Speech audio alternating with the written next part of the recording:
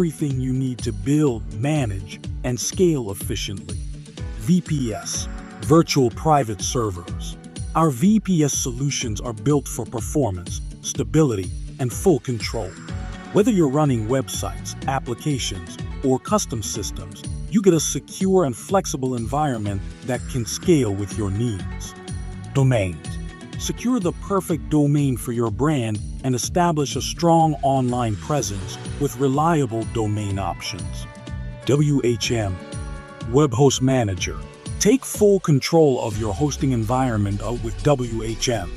Easily manage multiple accounts, allocate resources, and maintain smooth server operations from one powerful dashboard. cPanel, a simple and user-friendly interface that allows you to manage files, emails, databases, and websites without stress. Everything in one place. Fishlets, best kind of fishlets you can think of with auto graphs. Pages.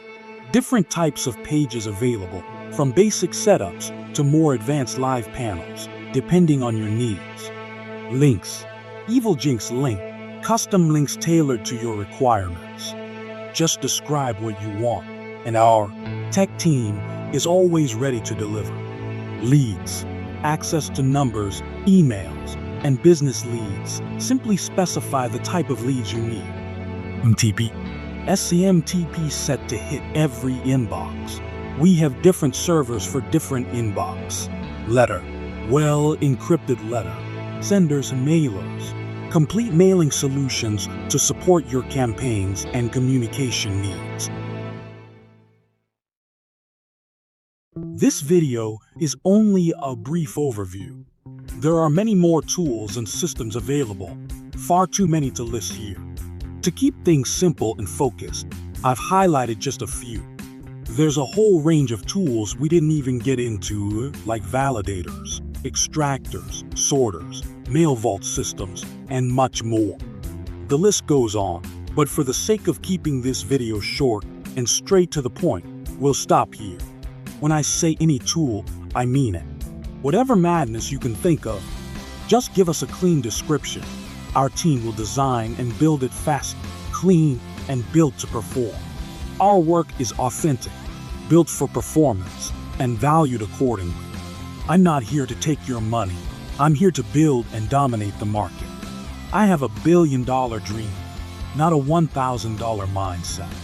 This is about building a community where making money and growing together becomes easier when the right people are involved. Work with the right team. Build with people who have complete motion on spamming. Let's create something powerful together.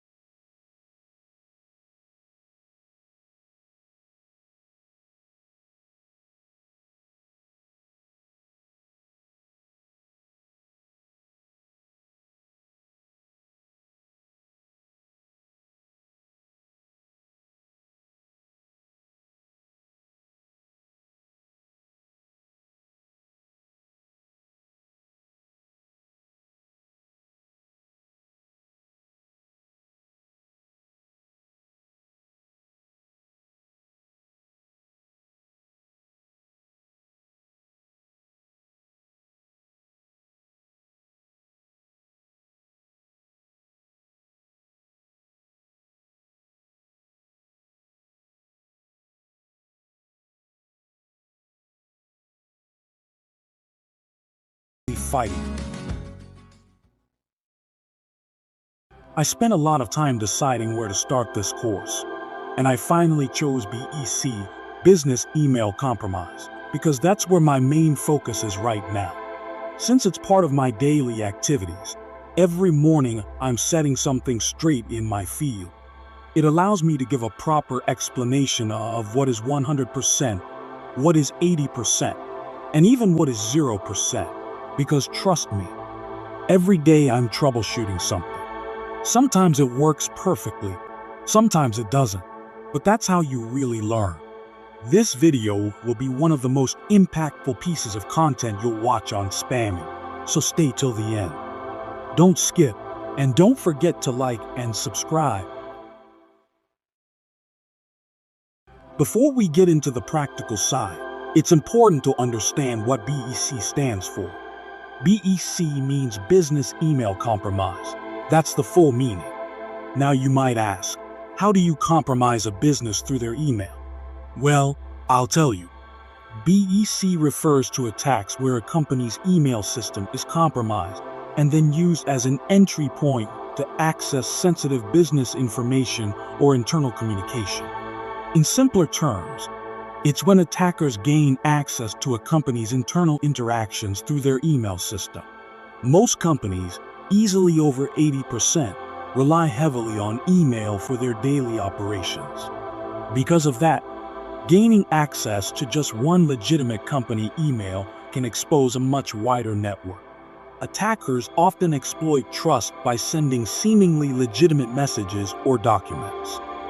This can lead to fund diversion or even further compromises if proper security measures are not in place.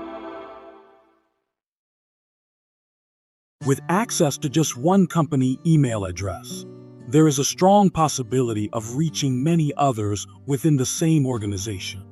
Email systems are interconnected, and the trust between coworkers or business partners makes it easier for messages to be accepted without suspicion. To keep this video short, I'll keep things simple.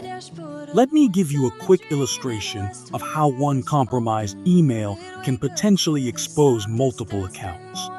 Having access to just one person's email might seem small, but in reality, it can open the door to an entire company database, which is a high risk.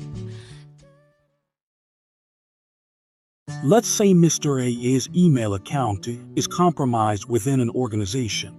Let's call it Justice Firm & Co.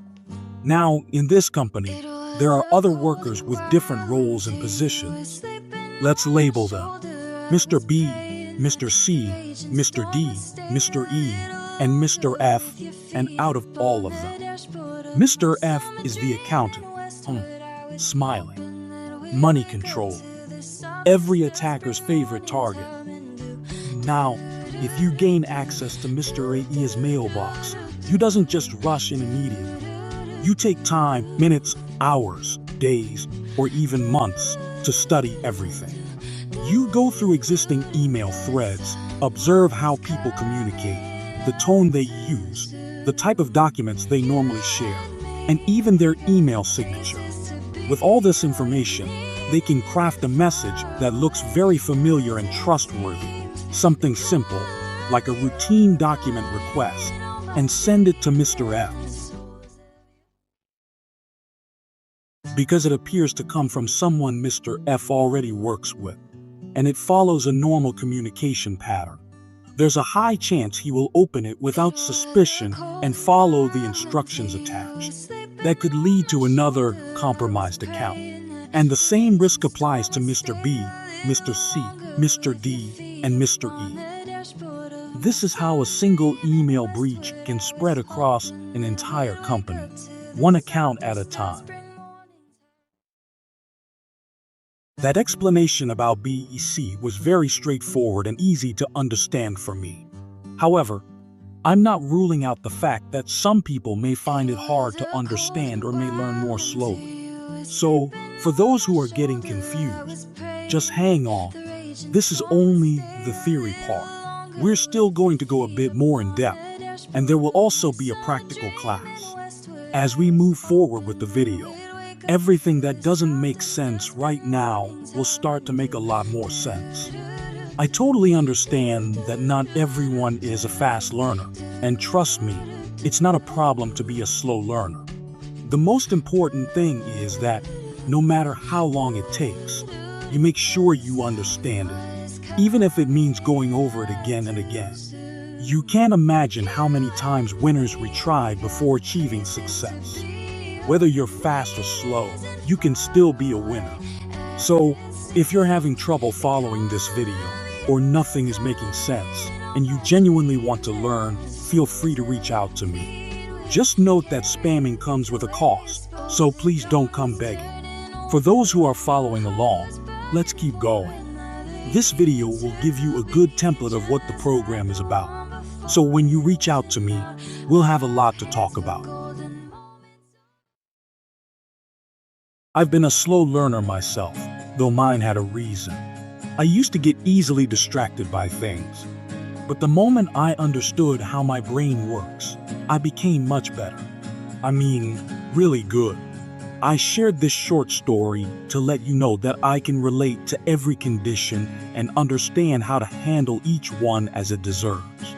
I know how it feels when someone says, click the encryption button and inject the file into the manager. And you're just there, blank, trying to act like you understood. I've totally been in your shoes. That's why I teach in a gentle way, so that in the end, I achieve my goal. And you can confidently refer your family and friends to me as my community continues to grow bigger and better. In a scenario like this, click the encryption button and inject the file into the manager. I would prefer to break it down properly so you truly understand. Instead, I'd guide you step by step like, look to your left. Do you see any blue button there? Okay, click it. Now look down. You'll see upload. Click that and upload the file I just sent to you. No pressure. Trust me, anyone can learn anything, and nobody is unteachable. You just need a good teacher, someone who genuinely loves teaching and is patient enough to walk you through the process properly. So, let's break down BEC properly. I'll start with one of the funniest questions I've been asked. Some people actually ask me, where can I find a BEC email? Here's the truth. There's no such thing as a specific BEC email. The term business email compromise clearly shows that any email used for business communication can become a BEC email. BEC isn't tied to a particular provider. It's all about the interaction and context of the email, not the brand itself. That said, some providers are used more by business professionals and corporate workers, which a typical personal user might not usually think about opening. Everyone thinks BEC is only tied to Office 365, but no, it goes beyond that. I'll make this very clear. Providers that have a higher concentration of business and corporate users tend to be the main targets for spammers. I'll be listing a few of these shortly. There are so many types of providers that are popular with business and corporate workers. I'll just be listing a few of the main ones. Office 365, Zebra, Ionis, Hostinger Mail, Yahoo Business, Zoho. Though it mixes personal and business users, it still covers mostly business. Rackspace, OL, and so many more. Now, Office 365 is often mentioned because it has a huge user base and is widely used by so many organizations. But here's the important point. BEC is not limited to Office 365. Any email service that supports high-volume business communication can be a potential target. In short, it's not about the provider, it's about how the email is used. We mention providers because some handle more business volume than others, making them higher value targets. Now that we already have a solid idea of what BEC is, I'm sure you've got a clearer picture forming in your head. Before we move on, let's do a quick summary. BEC, Business Email Compromise, is when a business email account is taken over without the owner knowing. The attacker studies communication patterns, interactions, and behaviors, often with the goal of manipulating conversations, most times leading to diversion of funds. It can be used in different ways, but But the biggest move usually involves unauthorized transactions from a business partner in the email to you, the hacker. Now that we're clear on this, here's where things get really interesting. The next part we're moving into is where I'll show you how this concept can be flipped into a billion-dollar opportunity. Trust me, this is where it starts to get exciting. And honestly, this is the most interesting part of the whole theory. Now we're getting into the most important part of the video, how to turn this full method into real money. This is where strategy meets execution. This is where hard work meets brains. At this stage, we are breaking down practical ways to monetize the entire concept, step by step. I'm about to teach you how to generate serious income with this method and show you how to move from concept to profit. Let's dive in and build a clear path from idea to income. If all business transactions are conducted via email, it means that Mr. A and Mr. B would have been communicating over time, building a history or thread of messages related to their business before any payment is scheduled. Now, introduce Mr. C, the interceptor, who is quietly observing the communication. At the point when payment is about to be made, or when the interceptor, which is you, feels confident enough to take control and exploit the situation. Since email systems allow the use of filters and rules, you can manipulate the mailbox by redirecting or hiding incoming messages. For example, messages from Mr. A to Mr. B can be sent to the trash or moved to another folder without Mr. B noticing, depending on what type of mailbox you have access to.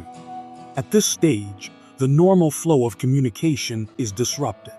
The genuine messages from Mr. A are no longer visible to Mr. B, and the interceptor, Mr. C, steps in to continue the conversation. As a result, the discussion shifts from the real business owner, Mr. A, to the interceptor, Mr. C, who now assumes the role of the primary correspondent without Mr. B realizing the change. At this point, you're now in full control of the conversation and can begin to manipulate critical information. The most common target is banking details.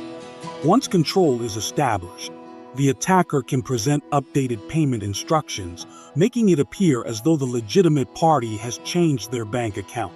Instead of the original recipient's details, the attacker provides their own banking information.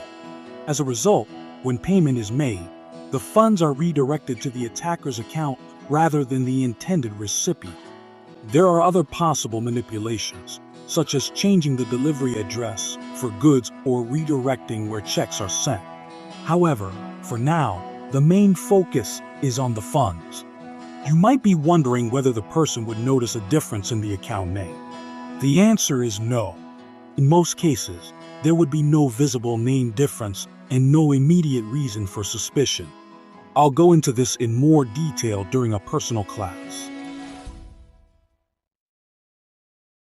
Now that you have a clear example of what BEC looks like and how it operates, and how thousands, millions, or even billions can be diverted, you can see how serious and in many ways fascinating this topic is.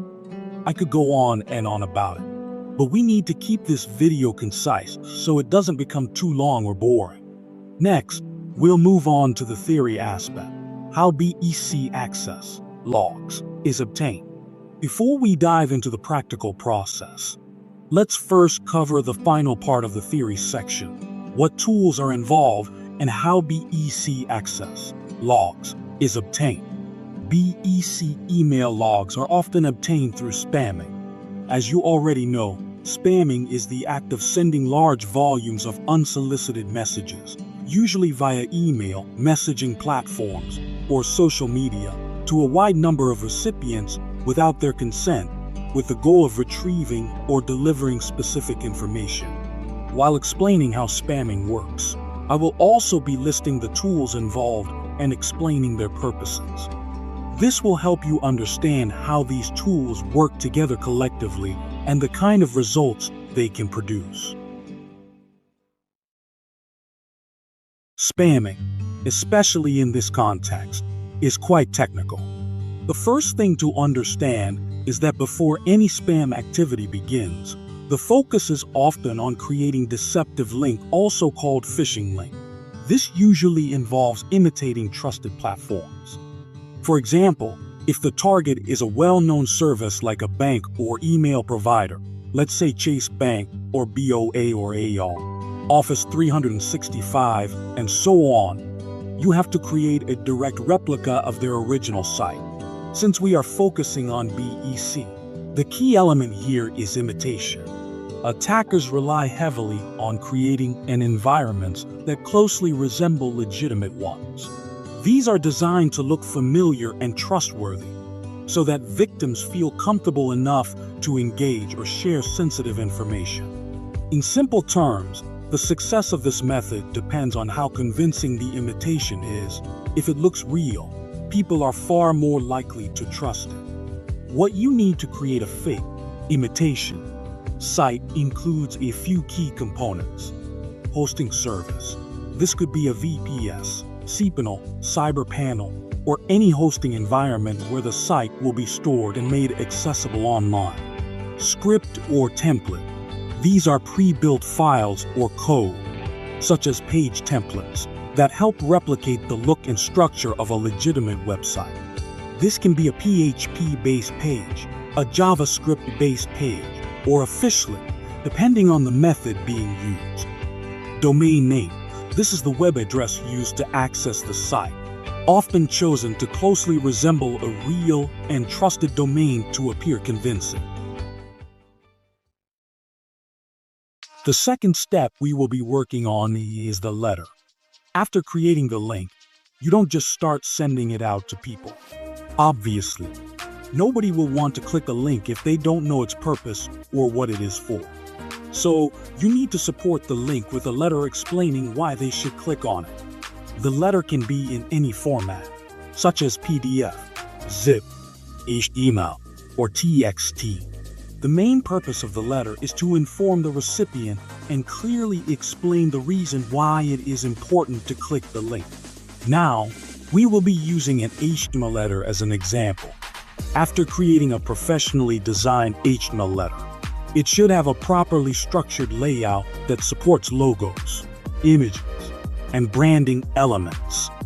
This kind of design creates a strong sense of realism in the reader's mind. Once the person reads the professional-looking letter, they may begin to believe it is legitimate and important. The message in the letter usually presents a problem and suggests that the solution can be found by clicking the embedded button or link. Once the button is clicked, the user is redirected to a website. In this scenario, everything the user does on that site would be sent to your result inbox, as the fake site you created is set up to track and report every action and information. Third procedure, leads. The third procedure we would be looking at is leads. Email leads are lists of email addresses or contacts that messages are sent to. In unethical situations like spam, these may be used to send unsolicited messages, often without the recipient's permission. Basically, leads are the people who receive your message. They are your audience. Leads are very important because, without leads, who are you sending your message to? Every spamming process depends on having the right audience.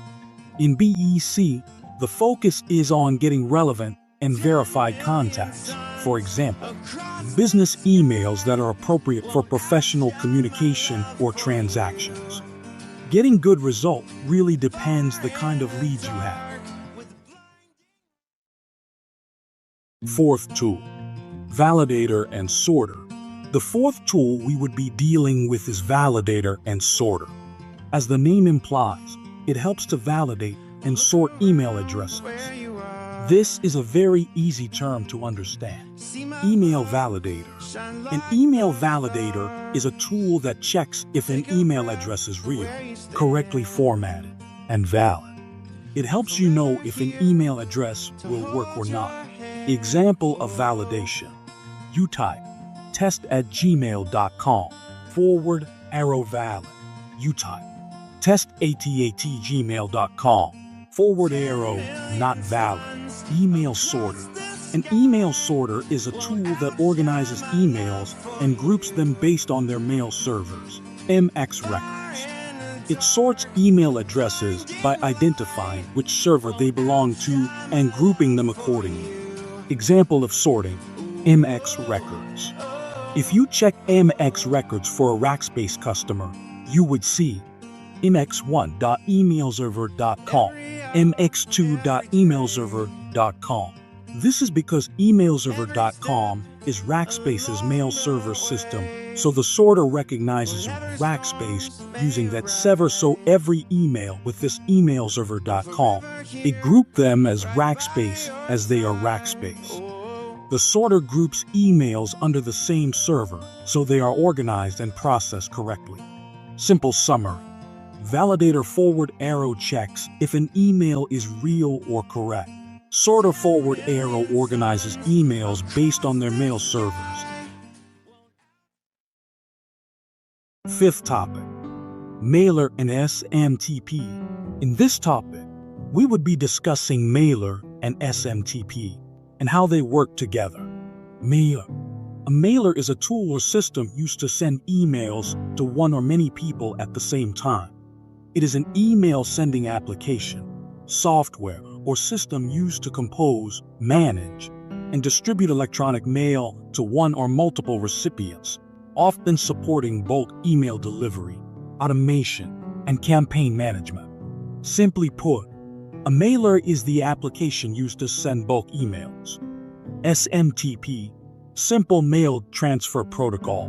SMTP is a standard communication protocol used for transmitting electronic mail across networks. It defines how email messages are sent from a client or mail server to a recipient's mail server, enabling reliable email delivery over the internet. Simply put, SMTP is the system that carries and delivers the email to the recipient's mail server. Relationship between Mailer and SMTP. Mailer and SMTP work hand in hand to send emails. The mailer is the tool used to compose and send emails. The SMTP is what powers the mailer and enables it to send emails successfully. The mailer cannot function properly without SMTP.